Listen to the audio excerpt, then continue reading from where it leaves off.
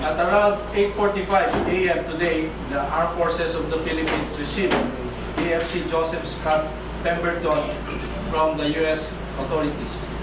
Accompanied by U.S. and Philippine officials, he was airlifted by an aircraft from his temporary detention facility on board USS Perilu that is docked in Subic.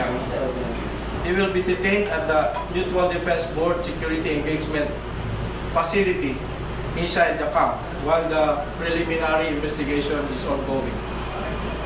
He will be detained in a 20-footer van that was installed inside the facility, and he will be sleeping in a military cot bed with an air conditioning system.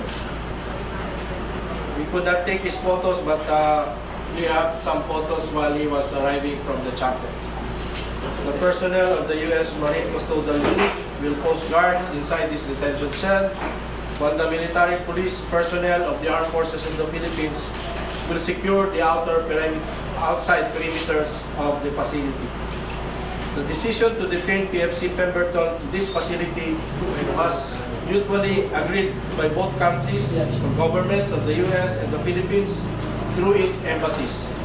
The court will decide on the appropriate detention facility once a case has been filed against the accused. Thank you.